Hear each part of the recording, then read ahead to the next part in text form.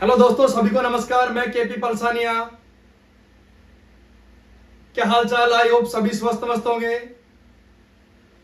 आज आप देख पा रहे हो कि मेरे पीछे डिजिटल बोर्ड पे केमिस्ट्री की जगह आज लिखा हुआ है आपको जीव विज्ञान, और टॉपिक भी देखने को मिल रहा है मेरु रज्जु। तो ऐसा तो है नहीं कि केमिस्ट्री में मेरु रज्जु कहां से आ गए, ये कहां से लॉन्च हो गया मेरु रज्जु केमिस्ट्री में।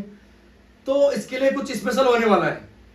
और स्पेशल क्या है कि हम आज स्टार्ट करने जा रहे हैं चैनल पे नई शुरुआत, जीव विज्ञान भी, समझ रहे हो। और जीव विज्ञान आपको पढ़ाएंगे विजेंद्र सर, जो जीव विज्ञान के बारे में बहुत एक्सप्लेन से आपको समझा पाएंगे, हर एक टॉपिक के बारे में गहराई से। और एक भी क्वेश्चन रिलेटेड होगा एग्जाम से, हर एक क्वेश्चन एग्जाम से ही रिलेटेड होगा, चाहे नीट लेवल हो, 12th लेवल हो, 10th लेवल हो, कंपटीशन लेवल हो। बिल्कुल बेफिक्र हो जाइए आप जीव विज्ञान के क्वेश्चनों को लेके। तो चलिए हम आपकी मुलाकात करवाते बिना देरी किए हुए। लीजिए सर। सर, पहले तो आपको मैं थैंक यू कहना चाहूँगा और मैं सभी मेरे प्यारे दोस्तों को प्रणाम कहना चाहूँगा प्यारा सा। और इसी के साथ सर ने आपको पहले अवगत करा दिया। अब मैं बिना देरी किए माँ सरस्वती के चरणों में प्रणाम करके और इस क्लास को मैं स्टार्ट करने जा रहा हूँ। तो आप कंटिन्यू इस क्लास के अंत तक बने रहिए और देखते रहिए इस स्पाइनल कोड के बारे में। देखिए,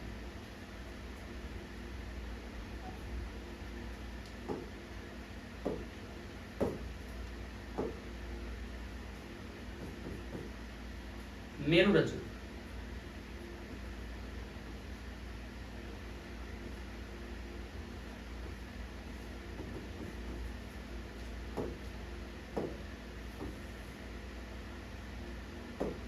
देखिए, मेरु रज्जु के बारे में बताते हैं। तो सबसे पहले मैं आपको थोड़ा सा इसके पीछे की हिस्ट्री लेके चल रहा हूँ। मैं आपको ये कहना चाहूँगा कि जो मेरु रज्जु होता है वो हमारे जो नर्वस सिस्टम होता है, नर्वस सिस्टम होता है, नर्वस सिस्टम का पार्ट होता है इन ह्यूमन, मानव में। ठीक है, अब मैं आपसे ये कह रहा हूं कि जो नर्वस सिस्टम होता है, नर्वस सिस्टम क्या होता है? नर्वस सिस्टम को बोलते हैं तंत्रिका तंत्र। तो तंत्रिका जो तंत्र होता है, तंत्रिका तंत्र बॉडी पार्ट का वो सबसे मेन या प्राइमरी पार्ट होता है जो हमारी पूरी बॉडी के ऊपर कंट्रोल करता है। यस, तो तंत्रिका जो तंत्र होते हैं वो मेनली उसके 3 पार्ट होते हैं। उसके कितने पार्ट होते हैं? 3 पार्ट होते हैं। तो देखना, जो तंत्रिका तंत्र होता है उसका नंबर 1 सीएनएस, नंबर 2 पीएनएस और नंबर 3 एएनएस। जिसमें यहां से मैं बोलूंगा कि जो सीएनएस होता है उसको बोलते हैं सेंट्रल नर्वस सिस्टम, पीएनएस होता है पेरिफेरल नर्वस सिस्टम, और जो एएनएस होता है उसे बोलते हैं एटोनोमिक नर्वस सिस्टम। अब मैं आपसे ये कह रहा हूं कि जो आपकी जो स्कल्स होती है, जो खोपड़ी होती है, जिसे खोपड़ी बोलते हैं, जिसे सिर बोलते हैं साधारण बात है यूजुअली। तो जो सिर होता है उस सिर के अंदर आपका सीएनएस प्रेजेंट होता है। सीएनएस सिर के अंदर प्रेजेंट होता है, बट पीएनएस और जो एएनएस होते हैं वो आपके बॉडी के अंदर प्रेजेंट होते हैं, बट वो खोपड़ी के बाहर उपस्थित होते हैं। ये ध्यान रखना कि आपसे पूछे कभी कि जो सिर के अंदर कौन सा पार्ट तंत्रिका तंत्र का उपस्थित होता है, तो सीएनएस होता है, सेंट्रल नर्वस सिस्टम बोलते हैं, इसे केंद्रीय तंत्रिका तंत्र बोलते हैं। केंद्रीय तंत्रिका तंत्र इसलिए कह रहे हैं इसको क्योंकि ये जो होता है ये पीएनएस और एएनएस पर भी कंट्रोल करता है यहाँ से। तो अब आपको समझना है कि जो इन तीनों में से सबसे जो मेन पार्ट होता है वो कौन सा होता है? सीएनएस होता है, सेंट्रल नर्वस सिस्टम, केंद्रीय तंत्रिका तंत्र। इस केंद्रीय जो तंत्रिका तंत्र है इसके भी 2 पार्ट होते हैं। कितने पार्ट होते हैं? 2। नंबर 1 ब्रेन, एक ब्रेन होता है, और सेकंड में बात करूं तो स्पाइनल कोड होता है। स्पाइनल कोड होता है। तो एक आपका ब्रेन है, एक आपका स्पाइनल कोड है। यस, अब मैं इनमें से आपके सामने जो टॉपिक लग रहा है वो स्पाइनल कोड लग रहा है। तो मैंने आपको बताया कि जो आपका तंत्रिका तंत्र होता है, नर्वस सिस्टम होता है, तो इस नर्वस सिस्टम के बारे में भी यदि आप जानना चाहोगे तो देखो, नर्वस सिस्टम होता क्या है? ये हमारे बॉडी का हमारा एक पार्ट होता है। ठीक है, और ये जो होता है ये एनवायरमेंट में जो चेंजमेंट आते हैं, जो एनवायरमेंट के अंदर जो एक्टिविटीज होती हैं उनके साथ एक सामंजस्य स्थापित करता है, एक समन्वय स्थापित करता है। कौन? हमारा नर्वस सिस्टम। और साथ में ही हमारी बॉडी के अंदर जो भी क्रियाएं होती हैं, एक्टिविटीज होती हैं, उन पर कंट्रोल करता है। तो हम यहाँ से कह सकते हैं कि तंत्रिका तंत्र हमारे शरीर का वो पार्ट होता है जो हमारे शरीर में होने वाली विभिन्न क्रियाओं को और साथ में ही वातावरण के साथ सामंजस्य स्थापित करता है। तो ऐसा जो तंत्र होता है उसे क्या बोलते हैं, नर्वस सिस्टम कहा जाता है। अर्थात ठीक है, तंत्रिका तंत्र कहते हैं। तंत्रिका जो तंत्र होते हैं उसके बेटा कितने पार्ट होते हैं, 3 पार्ट होते हैं, सीएनएस, पीएनएस, एएनएस। जिसे मैंने बताया सीएनएस होता है वो पीएनएस और एएनएस दोनों पर कंट्रोल करता है, इसीलिए इसका नाम केंद्रीय तंत्रिका तंत्र दिया गया है। और केंद्रीय जो तंत्रिका तंत्र है इसके 2 पार्ट होते हैं, एक ब्रेन होता है और एक स्पाइनल कोड होता है। तो आज आपको मैं इस क्लास के अंदर स्पाइनल कोड के बारे में बताने जा रहा हूँ। यस, तो स्पाइनल कोड क्या होता है, तो आप बने रहिए, देखते रहिए इसमें। तो मैं आपको बोल रहा हूँ सबसे पहले जो स्पाइनल कोड होता है, क्योंकि मैं आपको नॉर्मल एक भाषा में समझाता हूँ कि आप कभी कभार ऐसे बोलते हो स्पाइनल कोड के बारे में कि फॉर एग्जाम्पल अधिकांश जो स्टूडेंट होते हैं और अधिकांश जो मैं नहीं बोलना चाहूँगा लेकिन फिर भी मैं कहना चाहूँगा इस चीज़ को, गलतफहमी को दूर करने के लिए, कि जो टीचर जो लोग होते हैं वो ये बोलते हैं कि हमारे शरीर पर ब्रेन का कंट्रोल होता है। यस, ठीक है, तो ब्रेन कंट्रोल करता है। तो मैं आपसे ये बता दूं पहले आपको कि जो शरीर के अंदर जो क्रियाएं होती हैं, जो एक्टिविटीज होती हैं उन पर ब्रेन कंट्रोल करता है।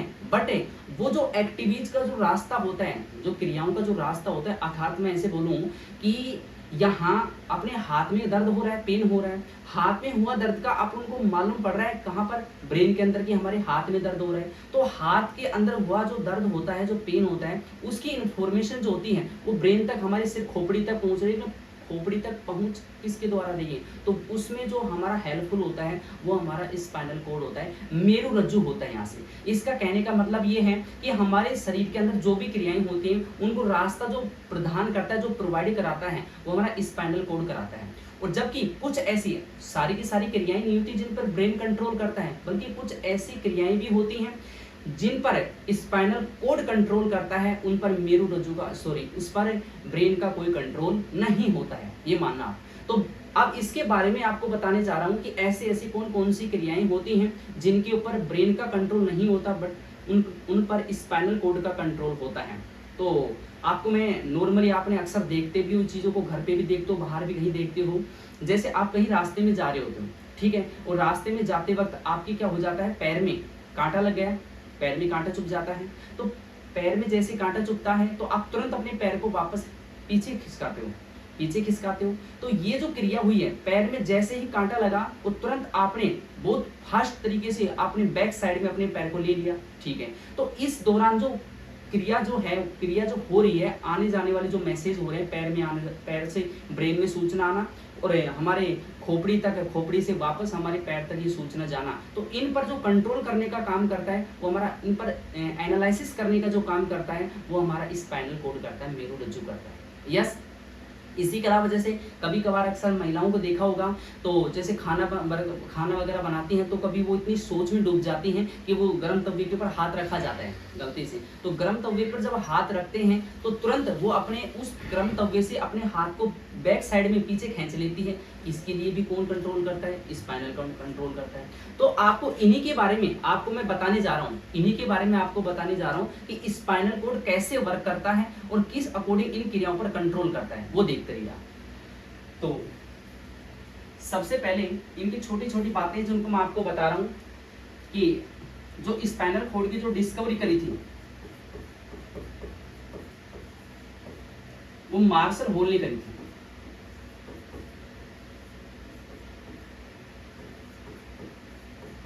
मार्शल हॉल ने करी थी। और जो डिस्कवरी के बाद में जो स्पाइनल कोड की जो लंबाई होती है, जो लेंथ होती है, वो लगभग अप्रोक्सीमेटली 45 सेंटीमीटर के करीबन होती है। कितनी होती है, 45 सेंटीमीटर इसकी लंबाई होती है। और इसकी डिस्कवरी करने वाले जो वैज्ञानिक थे उनका नाम है मार्शल हॉल। यस, अब मैं आपको बताने जा रहा हूं कि किस हिसाब से इनकी स्ट्रक्चर होती है और किस हिसाब से ये वर्क करता है। यहां से देखते जाना।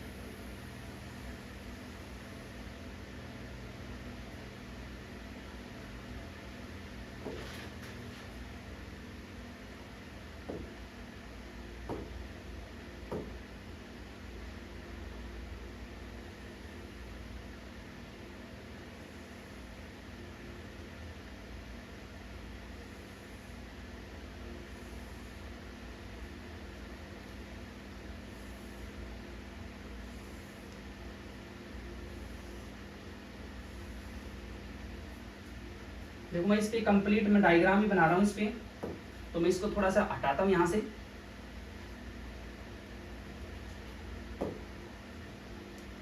नेक्स्ट पेज पे लेके जाता हूँ, चलो 1 मिनट में आपको नेक्स्ट पेज पे इस पे कंप्लीट मैं डायग्राम बनाता हूँ और डायग्राम देखना आप कंटिन्यू।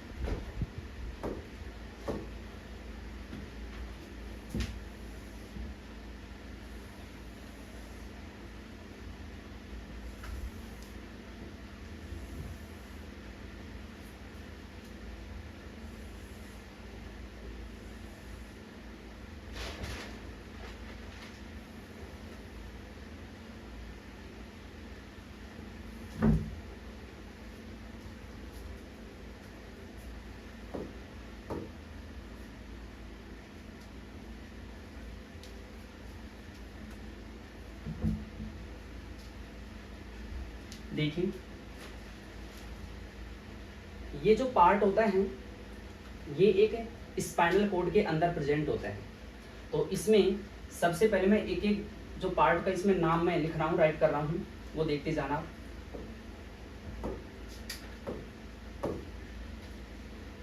जैसे फॉर एग्जांपल यहाँ पर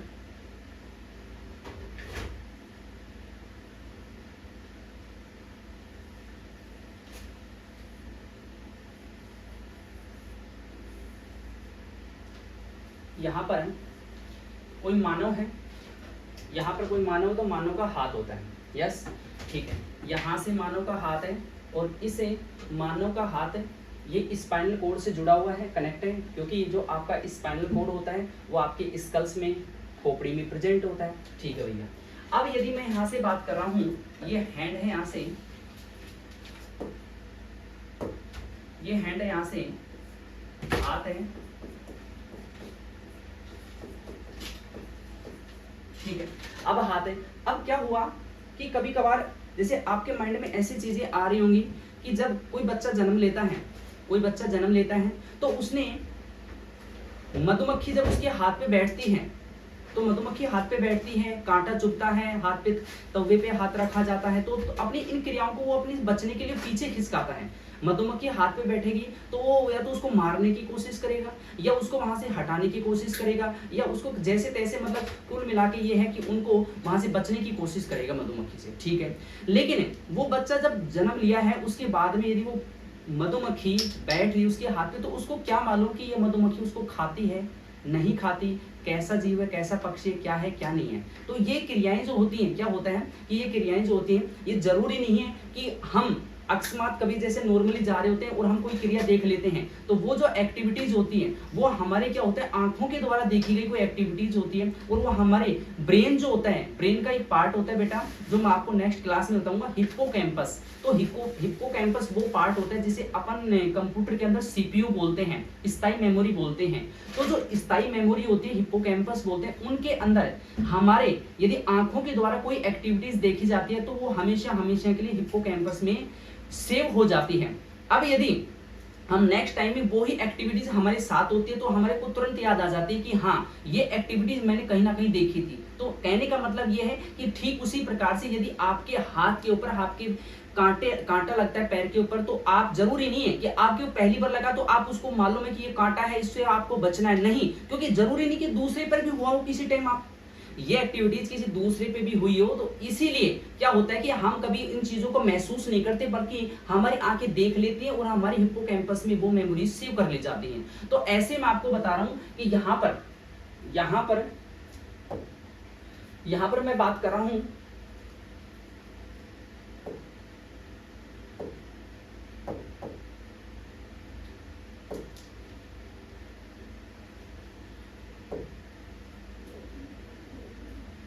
देखो बेटा, इसमें मैं डायग्राम दोबारा बना रहा हूं, 1 मिनट वो डिलीट हो गया।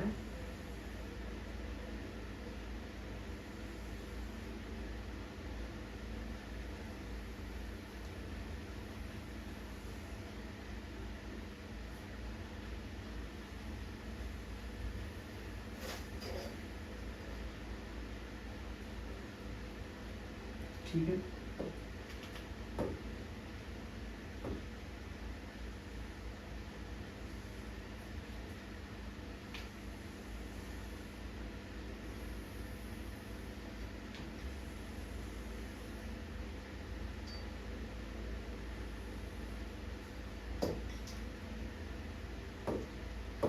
अब देखना, सबसे पहले यहाँ मैं एक्टिविटीज भी समझाता जाऊंगा और डायग्राम के जो भी पार्ट हैं, जो भी कैसे वर्क करते हैं, उनके बारे में बताता जाऊंगा। यहाँ मैं मान रहा हूँ कि कोई मानव है और मानव का यहाँ पर क्या है, हाथ है, या मानव का हाथ है, ठीक है। अब इस मानव के हाथ के ऊपर, इस मानव के हाथ के ऊपर है, यहाँ पर जैसे कोई मधुमक्खी बैठी हुई है,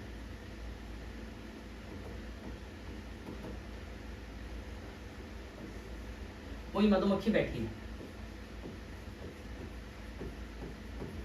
हनी भी बैठी हुई है, यहां हनी भी बैठी है, अब उस व्यक्ति के हाथ के ऊपर, ठीक है। अब स्थिति कंडीशन क्या होती है बेटा, ये जो हाथ है, इस हाथ से सूचना, इस हाथ से सूचना कहाँ जाएगी, आपके स्कल्स के अंदर 2 पार्ट होते हैं, एक ब्रेन होता है, एक स्पाइनल कोड होता है। लेकिन आपको मैं ये कह रहा हूं कि ये जो क्रिया होती है, जैसे हाथ के ऊपर बैठी मधुमक्खी है, गर्म तवे पर रखा हुआ हाथ होता है, पैर पे चुभा हुआ कांटा होता है, ये जो क्रियाएं होती हैं, ये स्पाइनल कोड के द्वारा कंट्रोल की जाती हैं। यस, तो यहां मैं बोल रहा हूं कि जब उस व्यक्ति के हाथ के ऊपर मधुमक्खी बैठी है, तो देखा किसने, आंखों ने, आंखों ने देखा। अब आंखों ने देखा तो ये मैसेज कहां पहुंचा है, आपका ब्रेन के पास, क्योंकि आंखें जो होती हैं वो देखने का काम करती हैं, और जो मधुमक्खी की जो एक्टिविटीज है जो हाथ के ऊपर हो रही है, जैसे वो डंक लगाना, वहां हाथ के ऊपर चलना, तो ये जो क्रिया होती है, तो ये क्रिया को महसूस किसके द्वारा किया जाता है, त्वचा के द्वारा तो नहीं, क्योंकि आप ये बोलोगे त्वचा नहीं, त्वचा में तो बेटा कुछ ऐसी चीजें होती हैं जो वो चीजें महसूस करती हैं, तो उनके ऊपर कंट्रोल कौन करता है,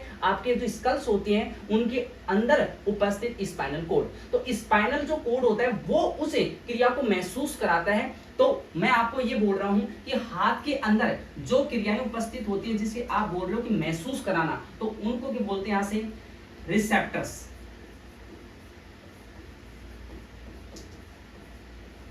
रिसेप्टर्स बोलते हैं, उनको क्या बोलते हैं, रिसेप्टर्स बोलते हैं। अब ये देखो नाम ही उसका रिसेप्टर्स, या हिंदी में बोल सकते हैं ग्राही, क्या बोल सकते हैं, ग्राही।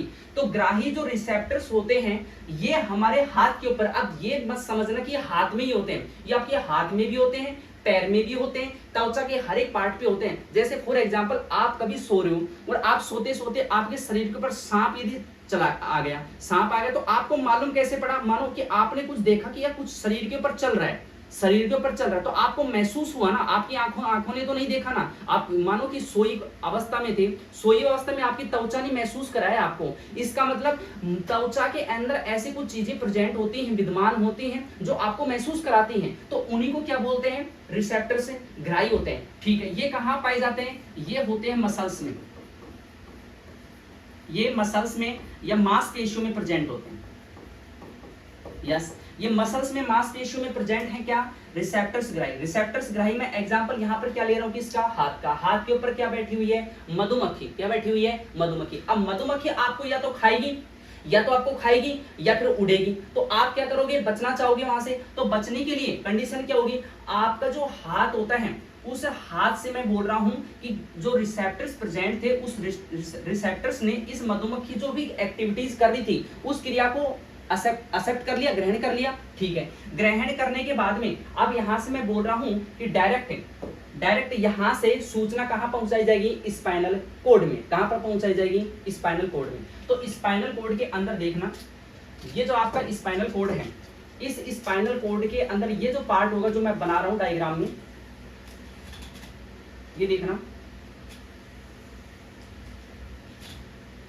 ये जो पार्ट है, यहाँ हाथ के अंदर क्या प्रेजेंट थे, रिसेप्टर्स प्रेजेंट थे। रिसेप्टर्स कहाँ प्रेजेंट हैं, हाथ के अंदर जो मसल्स मांसपेशियां होती है उनके अंदर प्रेजेंट है। ठीक है भैया, अब यहाँ से हाथ से, क्योंकि आपका हाथ है, आप खुद देखिए जो आपके हाथ के ऊपर बैठी हुई कोई हनी भी है, उसकी सूचना आपके हाथ से होती हुई कहाँ पर पाई जाएगी, आपके ब्रेन में जो स्कल्स है, उस स्कल्स के अंदर क्या प्रेजेंट है, स्पाइनल कोड, वहां पर पहुंचेगी। ठीक है, तो मैं यहां से बोल रहा हूं इसके अंदर मसल्स हैं। ठीक है, मसल्स के अंदर क्या है, असेप्टर है, तो असेप्टर ने तो उसको केवल ग्रहण किया है। अब ग्रहण करने के बाद इस सूचना को आपके स्पाइनल कोड तक पहुंचाना है, तो एक पाथ बनता है, एक रास्ता बनता है, एक ट्रैक बनता है। तो वो जो ट्रैक होगा उसका क्या नाम दिया जाता है और वो कैसे काम करता है, वो चीज देखना। ठीक है, तो यहां से यहां पर, अब सुनना मेरी बात, यहां से यहां पर, तो पहले तो सुनना कि ये जो पार्ट होता है, इस पार्ट को बोलते हैं डोर्सल। क्या बोलते हैं, इस पार्ट को बोलते हैं डोर्सल। ठीक है, यहां से ये पार्ट है डोर्सल, और ये जो पार्ट होता है इसको बोलते हैं वेंट्रल। इसको बोलते हैं वेंट्रल। इस पार्ट को भी इस साइड से क्या बोलेंगे, वेंट्रल। ठीक है, और ये जो पार्ट होगा इसको भी क्या बोलेंगे, डोर्सल। ठीक है, dorsal part, ventral part, ventral part, dorsal part. Yes, अब यहां से देखना, जो आपके हाथ है, हाथ से डोर्सल, स्पाइनल कोड का जो डोर्सल पार्ट होता है, उस डोर्सल पार्ट तक, इसका मतलब ये हाथ है, पूरा हाथ मान रहा हूं यहां से, तो हाथ के अंदर क्या प्रेजेंट है, हाथ के अंदर ये ध्यान रखना कि कुछ न्यूरॉन्स होते हैं। क्या होते हैं, न्यूरॉन्स। तो न्यूरॉन्स भी अलग अलग टाइप के होते हैं। एक जैसे फॉर एग्जांपल शूडो न्यूरॉन होते हैं, मल्टीपल न्यूरॉन होते हैं। तो इनकी स्ट्रक्चर कुछ अलग अलग होती है, इनकी स्ट्रक्चर कुछ अलग अलग होती है। यहाँ मैं बोल रहा हूँ कि आपका हाथ है, और हाथ के अंदर किस प्रकार के न्यूरॉन्स पाए जाते हैं। तो हाथ के अंदर बेटा होते हैं यहाँ पर शूडो न्यूरॉन। अब शूडो न्यूरॉन क्या है, शूडो न्यूरॉन का मल्टीपल न्यूरॉन या मल्टीप्लिकेशन न्यूरॉन से किस प्रकार डिफरेंट है। तो सुनना मेरी बात, क्योंकि अक्सर आपने 10th क्लास में ये पढ़ा है कि न्यूरॉन्स होते हैं वो इस प्रकार से होते हैं।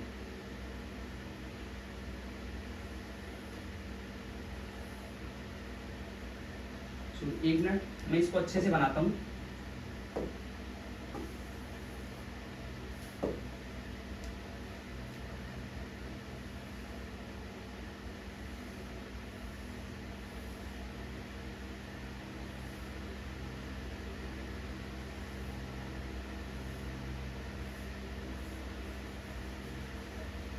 इस प्रकार के होते हैं।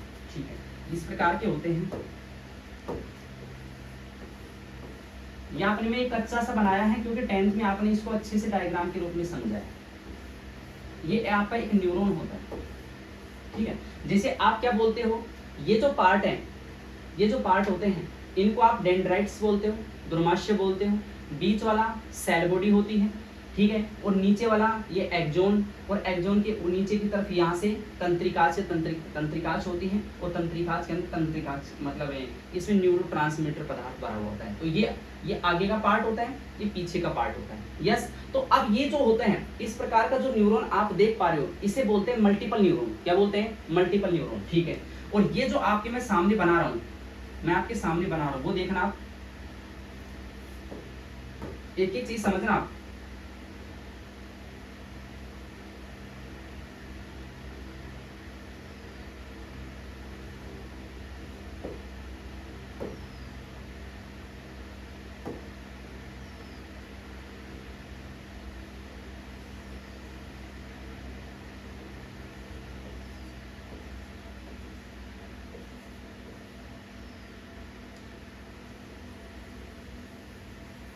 देख, अब आपको ये क्या दिख रहा है, बोलोगे सर ये क्या है। बेटा ये भी न्यूरॉन है, ये भी न्यूरॉन है। ये न्यूरॉन कैसा होता है, शूडो का मतलब तो झूठा। क्या मतलब होता है, झूठा। तो झूठा कहने का मतलब क्या है, अरे बेटा वैसे तो ये मल्टीपल न्यूरॉन है, वैसे तो मल्टीपल न्यूरॉन है, लेकिन ये इसमें स्थिति आपको किस प्रकार की दिखती है कि ये सिंगल एक ही न्यूरॉन है, मतलब सिंगल न्यूरॉन है। सिंगल न्यूरॉन का मतलब यहाँ से कहने का मतलब है कि ये इस प्रकार की जो संरचना है इसमें किसी भी प्रकार से आपको डेंड्राइट्स की प्रेजेंटेशन नजर नहीं आती है। मतलब यहाँ पर ऐसा लगता है कि डेंड्राइट्स उपस्थित है ही नहीं, यहाँ पर क्या नहीं उपस्थित है, डेंड्राइट्स जिन्हें आप द्रुमाशय बोलते हो वो द्रुमाशय उपस्थित है। लेकिन मैं आपको बता दूं यहाँ से ये जो कंडीशन है, ये जो कंडीशन इधर देखना, इससे आगे का जो पार्ट होता है ना, इससे आगे का इस साइड वाला जो पार्ट है इसको आप डेंड्राइट्स बोलते हो। ये डेंड्राइट्स है, लेकिन आपको क्या लग रहा है ये डेंड्राइट्स एक ही तो है, देखो ये एक ही तो, लेकिन एक नहीं है, ये एक नहीं है, एक से ज्यादा है। एक पार्ट, दो पार्ट, तीन पार्ट, तीन है ना, और भी बना सकते हैं, ज्यादा भी होते हैं, 4-5 भी होते हैं, तो एक से ज्यादा। तो इसमें भी देखिए 1 2 3 4 5 बहुत सारे हैं। तो जब इसको मल्टीपल न्यूरॉन बोलते हैं तो इसको क्यों नहीं बोल सकते। लेकिन कंडीशन क्या है, ये जो सेल बॉडी है, ये जो सेल बॉडी है, इस सेल बॉडी से एक निकल रहा है, दूसरा निकल रहा है, तीसरा निकल रहा है, चौथा निकल रहा है, पांचवा और छठा। यस, तो इस सेल बॉडी से कितने निकल रहे हैं उसकी संख्या के आधार पर न्यूरॉन का नाम दिया जाता है। बट यहाँ पे तो एक ही डेंड्राइट्स निकल रहा है ना, भले वो आगे जाकर अलग अलग पार्ट में डिवाइड हो जाए, वो चीज डिपेंड नहीं करती है। यहाँ से देखना पड़ता है कि जो सेल बॉडी है इसे बोलते हैं सेल बॉडी। जो सेल बॉडी होती है उस सेल बॉडी से कितने डेंड्राइट्स बाहर निकल रहे हैं, तो कितना निकल रहा है, नंबर एक। लेकिन एक्चुअली में एक से ज्यादा है ना, एक से ज्यादा है, इसलिए मतलब दिखता तो कैसा है एक से ज्यादा, लेकिन नाम क्या दिया गया है, शूडो। क्यों, क्योंकि हम यहाँ क्या बोल रहे हैं, सेल बॉडी से केवल केवल सिंगल डेंड्राइट्स या द्रुमाशय निकल रहा है, इसलिए या आगे जाकर भले ये 3 भागों में डिवाइड हो रहा हो बेटा, लेकिन यहाँ पर हम इसलिए ये दोनों कंडीशनों में फंसा रहे हैं। एक से ज्यादा डेंड्राइट्स भी प्रेजेंट है, तो यहाँ पर ये निकलने वाली कंडीशन के आधार पर एक संख्या भी है, इसीलिए इसका शूडो नाम दिया, झूठा नाम दिया। और ये झूठा जो न्यूरॉन्स जो होता है ये आपके इस हाथ के अंदर प्रेजेंट होता है, इसलिए मैंने इसको क्या नाम दिया, शूडो। तो यहां से देखना मैं एक संरचना बना रहा हूं, यहां मैं एक संरचना बना रहा हूं इस प्रकार से।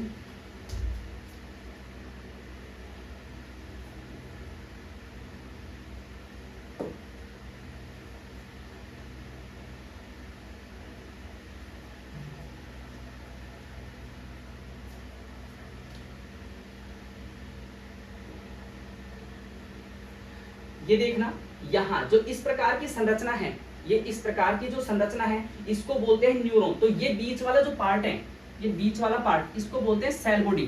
क्या बोलते हैं, सेल बॉडी। ये सेल बॉडी है, और ये जो पार्ट है इसको एक्सोन बोलते हैं, और इसको यहां बोलते हैं dendrites.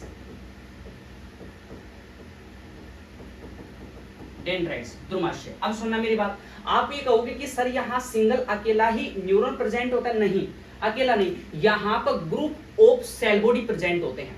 Group of cell body का मीन्स यहाँ पर बहुत सारे न्यूरॉन्स होते हैं और वो एक समूह के रूप में प्रेजेंट होते हैं। समूह के रूप में कहने का मतलब होता है एक ग्रुप के रूप में, एक गुच्छे के रूप में प्रेजेंट होते हैं, एक समूह के रूप में उपस्थित होते हैं। तो यहाँ जो गुच्छा होता है तो गुच्छे के अंदर बहुत सारे सेल बॉडी प्रेजेंट। जब गुच्छा है, एक न्यूरॉन से एक सेल बॉडी है, 10 न्यूरॉन से 10 सेल बॉडी है, तो हम कह नहीं सकते कि उससे 10 न्यूरॉन में यदि सेल बॉडी 10 है तो उसमें एक्सोन भी 10 होंगे, उसमें डेंड्राइट्स तो बहुत ज्यादा ही होंगे, यस। तो यहाँ इधर वाला जो पार्ट है वो डेंड्राइट्स होता है, इधर वाला पार्ट एक्सोन होता है, बीच वाला पार्ट क्या होता है, group of a cell body. तो सुनना मेरी बात, आपके जो ये रिसेप्टर्स होते हैं ये किसके साथ कंबाइंड होते हैं, ये जो होते हैं ये डेंड्राइट्स द्रुमाशय के साथ कंबाइंड होते हैं। और द्रुमाशय आगे चलकर किस में चेंज होता है, सेल बॉडी में। सेल बॉडी का जो पीछे वाला पार्ट होता है, जैसे आप डोर्सल पार्ट बोलते हो, तो डोर्सल जो पार्ट होता है वो एक्सोन होता है। ये एक्सोन जो पार्ट होता है, ये एक्सोन पार्ट ये किससे जुड़ा होता है, डोर्सल पार्ट से जुड़ा होता है, यस, ठीक है भैया। अब यहाँ से हम बोल रहे हैं ये डोर्सल पार्ट है, पीछे का पार्ट है, ये वेंट्रल पार्ट है, आगे का पार्ट है, ठीक है। अब ये बात सुनना, यहाँ से सूचना आई, मधुमक्खी की सूचना आई, आपके हाथ पे मधुमक्खी बैठी हुई, यहाँ पर सूचना आई डोर्सल पार्ट में, ठीक है। ये डोर्सल पार्ट में जब आ रही है सूचना यहाँ से, तो इसको हम नाम देते हैं, क्योंकि 2 कंडीशन होती है। एक तो सूचना आपने 10th क्लास में पढ़ी होगी बेटा, संवेदी सूचना, संवेदी, एक होता है प्रेरित। संवेदी का मतलब होता है एक नॉर्मल कंडीशन, अभी वो आपने कोई एक्टिविटी देख रहे हो, उस एक्टिविटीज को ब्रेन उसको और स्पाइनल कोड उसको ग्रहण कर रहा है, उसके बाद में उसका एनालिसिस करेगा।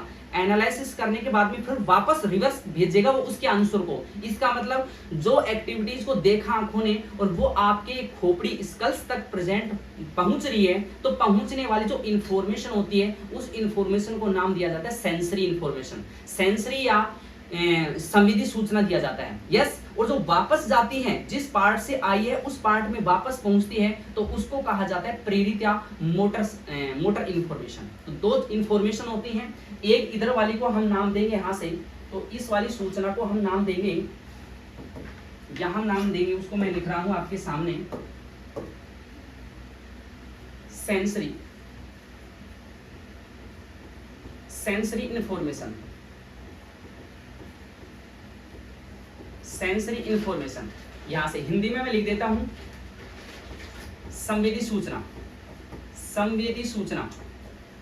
सुनना मेरी बात, क्या नाम है? संवेदी सूचना। अब इसका मतलब यह है कि आपके हाथ के ऊपर बैठी हुई मधुमक्खी की सूचना किसने ग्रहण की, किसने एक्सेप्ट की? सूडो न्यूरॉन का ग्रुप ने ग्रहण की। यहां से ग्रहण करने के बाद में कहा गई डोर्सल पार्ट, डोर्सल पार्ट में पहुंची, यहां पर इस डोर्सल पार्ट में पहुंची है, ठीक है। तो आने वाली सूचना स्पाइनल कॉर्ड के बताओ वेंट्रल पार्ट पे आएगी, डोर्सल पार्ट पे। तो ये कौन से पार्ट पे आएगी? डोर्सल। ध्यान रखना दो पार्ट होते हैं, एक वेंट्रल, वेंट्रल को बेटा ध्यान रखना फ्रंट साइड बोलते हैं। जैसे मैं आपके सामने खड़ा हूं, अब ऐसे ये समझो आप कि बिल्कुल मैं आपको बताना चाहूं, एक में ऐसे समझो कि ये मार्कर है, ये मार्कर आपके सामने है, तो मार्कर जैसे कोई इंसान यहाँ खड़ा हुआ है इस प्रकार से, ठीक है, और इसके अंदर ही, इसके शरीर के अंदर ही ऐसा ही एक स्पाइनल कॉर्ड प्रेजेंट हुआ है। अब स्पाइनल कॉर्ड किसे कहते हो, कहाँ प्रेजेंट है, ये चीजें आपको मालूम होनी चाहिए, क्योंकि आप जानते हो कि जो अपनी बैकबोन होती है, जो अपनी रीढ़ की हड्डी होती है, उस रीढ़ की हड्डी खोखली होती है अंदर से। कैसी होती है? खोखली। और आपकी जो ये स्कल्स होती है, खोपड़ी, स्कल्स के अंदर प्रेजेंट होता है सीएनएस, पीएनएस, एएनएस, 3 पार्ट होते हैं। और तीनों जो पार्ट में मैं बात कर रहा हूं, जो सीएनएस पार्ट होता है वो आपकी स्कल्स में प्रेजेंट होता है। अब मैं बात कर रहा हूं कि इसकी पीएनएस, तो पीएनएस का ये हिस्सा होता है, पीएनएस का ये हिस्सा होता है। तो पीएनएस जो हिस्सा होता है उसकी मैं बात कर रहा हूं कि जो आपकी खोपड़ी होती है, खोपड़ी के जस्ट नीचे होती है गर्दन, जिसे आप नेक बोलते हो, तो वहीं से आपके क्या निकलता है? स्पाइनल कॉर्ड निकलता है।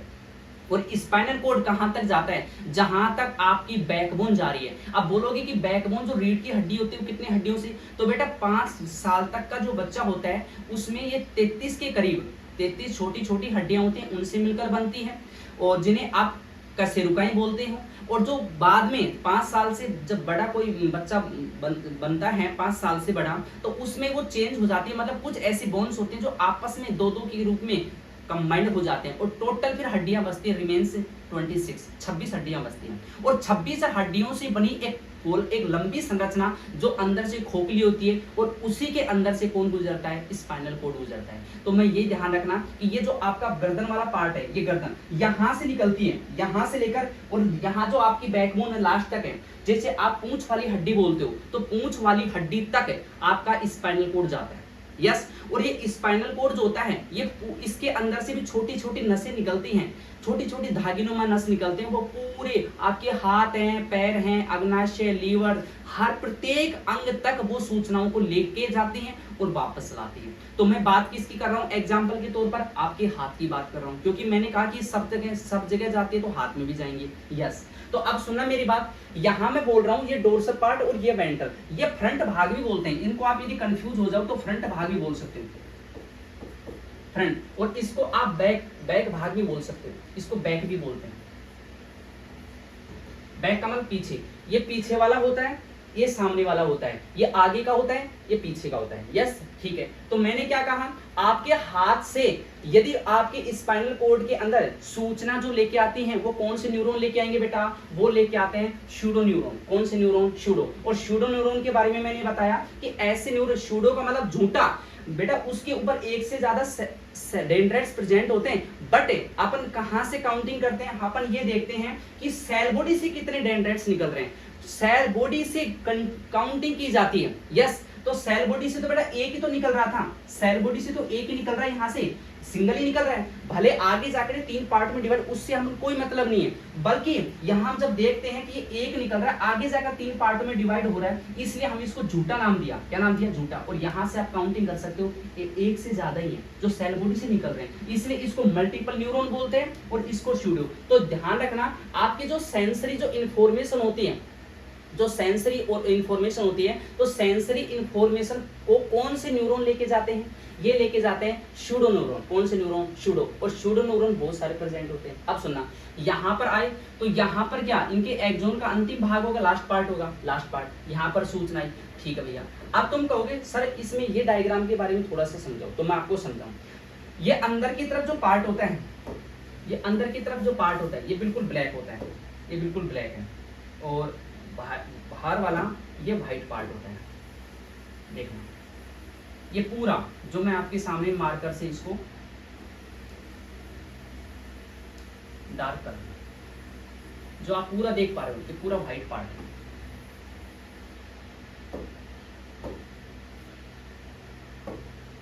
पूरा व्हाइट पार्ट है।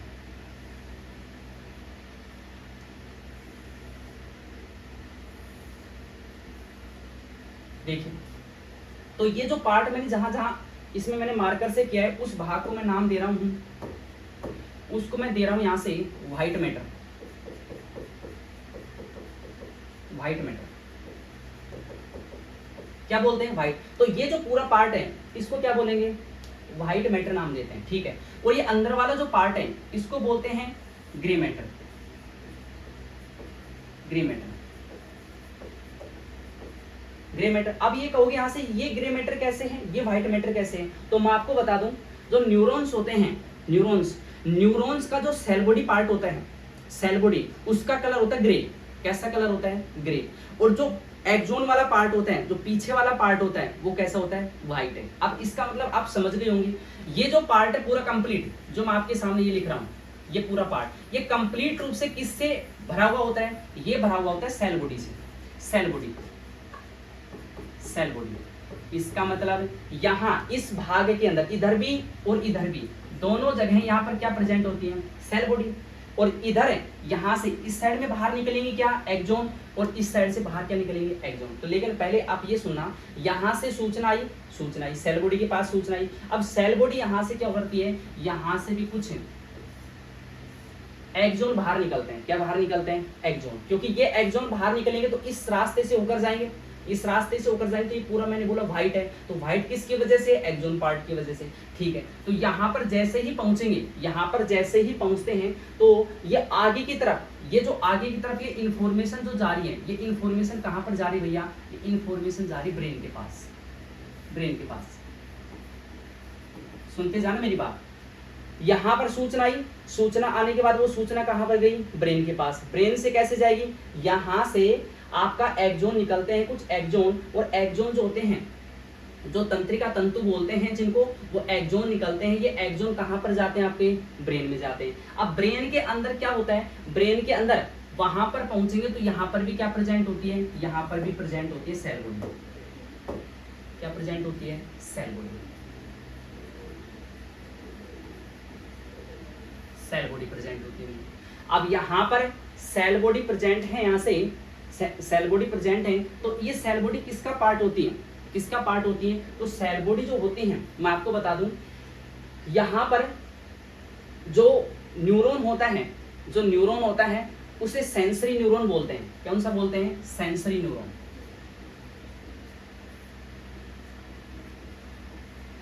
Sensory neuron.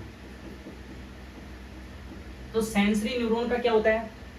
सेल बॉडी होती है, ठीक है। अब ये जो रास्ता है, इस रास्ते को क्या कहते हैं? इस रास्ते को बोलते हैं असेंडिंग। असेंडिंग क्या बोलते हैं? असेंडिंग, पूरा नाम है ट्रैक,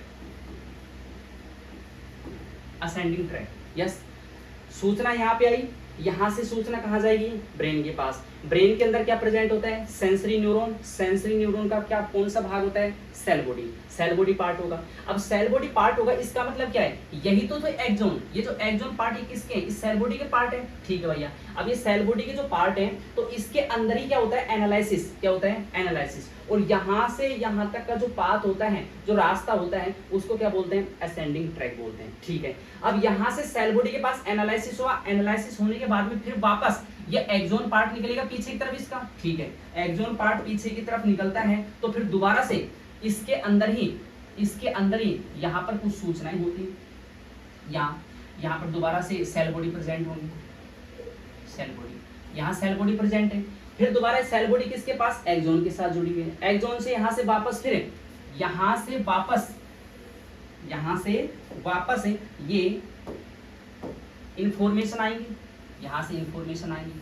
ये इंफॉर्मेशन कौन लेके आएगा? इंफॉर्मेशन लेके आएगा आपका एक्सोन वाला पार्ट। अब ये मत कहना कि सर यहाँ डोर्सल पार्ट में क्यों? क्योंकि डोर्सल दोनों साइड में, इस साइड के, क्योंकि मैं आपको बता दूं ये पार्ट है, मैं आपके सामने खड़ा हूं तो इस साइड की सूचना इस वाले डोर्सल में और वेंट्रल में, और इस वाले सूचना इस वाले डोर्सल और वेंट्रल में। यस, तो मैं इस वाले के पार्ट की मैं बात कर रहा हूं, तो इस वाले जो पार्ट की जो सूचना है ऐसे आएंगी इस प्रकार से, और यहाँ पर आने के बाद में इस रास्ते इस प्रकार एंटर करने के बाद मैंने क्या बोला, यहाँ से अभी एक्सोन आ रहा है, इस प्रकार आएंगे।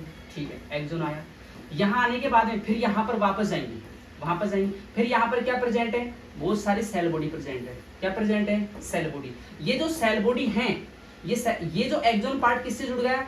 डेंड्राइट्स से, और डेंड्राइट्स के आगे क्या है? सेल बॉडी, और सेल बॉडी से फिर अब ये वापस बाहर की तरफ क्या निकलेंगे? वही एक्सोन निकलेंगे, और एक्सोन जो डायरेक्ट आपके फिर कहाँ जाके जुड़ेंगे? आपके इस हाथ में जाकर जुड़ेंगे। कहाँ पर जाके जुड़ेंगे? आपके हाथ में जाकर जुड़ते हैं भाई। तो जो हाथ है, तो इस हाथ में वापस जो सूचना गई है, इस सूचना को क्या बोलते हैं? इस सूचना को बोलते हैं मोटर इंफॉर्मेशन।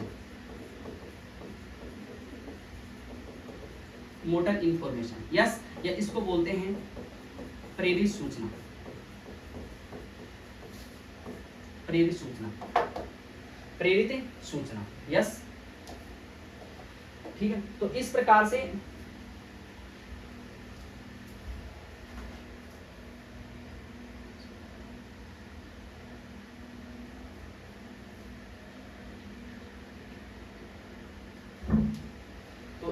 से आप इसको एक बार नोट कर लो। मैं आपको इसका बिल्कुल, ये तो एक मैंने आपको समझाया है, अभी इसका बिल्कुल क्लियर तरीके से मैं डायग्राम बनाऊंगा, और डायग्राम बना के फिर आपको दोबारा से एक बार रिपीट करके मैं आपको समझाऊंगा, क्योंकि यहाँ से पूरे डायग्राम को बनाने में बिल्कुल एक थोड़ा सा टाइम लगता है, तो वो लगभग आधा घंटा उसमें खींच जाता है। तो मैं आपको डायग्राम बना के दोबारा से पूरा, इधर आपका किसी इंसान का हाथ रहेगा, यहाँ पर आपका स्पाइनल कॉर्ड रहेगा, ऊपर आपका ब्रेन का पार्ट रहेगा, फिर वापस ये सूचनाएं आती हैं, ये सूचनाएं फिर वापस हाथ में जाती हैं। तो पूरा डायग्राम आपको समझाऊंगा, और कौन से पार्ट का क्या क्या नाम है वो भी मैं आपको बताऊंगा यहाँ से आपकी इसमें, क्योंकि अभी तक एक मैं प्रोसेस बताया आपको, नॉर्मली हल्की सी प्रोसेस बताइए, अभी मैंने कोई नाम आपको नहीं लिखे हैं, तो नाम भी लिखूंगा, और जो आपके उस जो स्पाइनल कॉर्ड की जो खोजकर्ता थे, जो डिस्कवरी की थी, वो उसने मार्शल हॉल ने करी थी, तो मार्शल हॉल के बारे में